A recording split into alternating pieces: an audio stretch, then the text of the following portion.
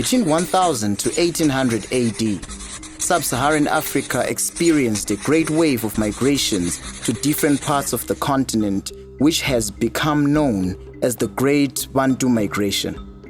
This great event would reshape Africa forever. The Bantu were a class of 400 ethnic groups who spoke a similar language and shared common customs. Linguists would argue that there is a likeliness in the languages of the Bantu people.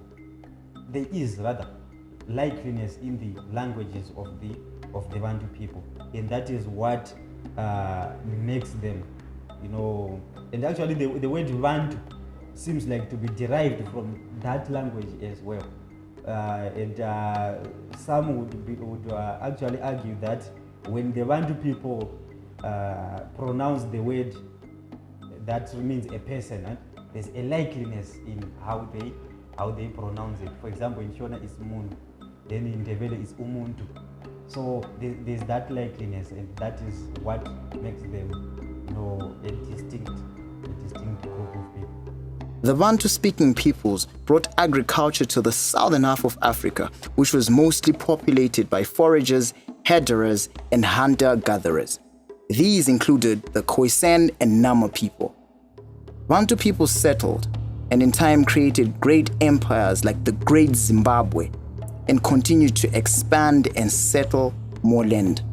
This changed so much of Africa very dramatically. This migration or expansion was discovered through language. Bantu refers to several similar languages or a family of languages that can be found throughout Central and Southern Africa. Contemporary Bantu languages are different from the ancestral languages of 3,000 years ago, and it is this change and evolution in language that has allowed historians and anthropologists to track this great movement across a huge continent. The first explanation asserts that the Bantu originated in the West African regions of the Cameroon Highlands and Bawunchi Plateau, located in Nigeria. This would mean that the Niger Basin was the cradle land of the original Bantu groups. However, another theory suggests that the Bantu actually came from the Katanga region, which is located in southeastern Congo. The reasons for the Bantu migrations are unknown to many, but they most likely included drought and famine, which was likely caused by the drying ups of the Sahara grasslands, which led groups that practiced agriculture to migrate in search of new fertile land and water for farming.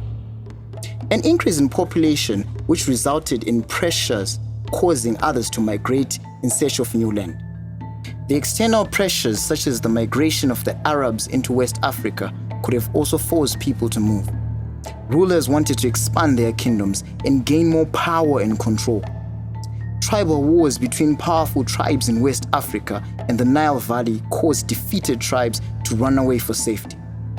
The Bantu people could have wanted to expand their ironworking culture. They had discovered the knowledge of ironworking and had invented iron tools which transformed agriculture by making the clearing of land faster and more efficient. Historians hypothesize that the first wave of the Bantu migration followed two paths into the rainforest and around the Congo River.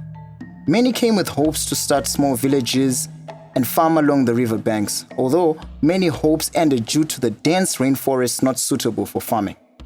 It is suggested that after the struggle for finding land for farming, Bantu groups set a path towards the east coast of southern Africa, where land was better suited for farming. In this dry, grassy wetland of Africa, the Bantu speakers raised herds of livestock such as sheep, goats, and cattle. The Bantu are believed to have moved in four groups. These groups were the Interlacustrine Bantu, Central Bantu, Highland Bantu, and the Southern Tanzania Bantu. The Interlacustrine Bantu or Western Bantu are also referred to as the Lake Region Bantu. They settled in the areas north and west of Lake Victoria between 1000 and 1300 AD. They were basically agriculturists, while others moved west to Kenya and eastern Uganda.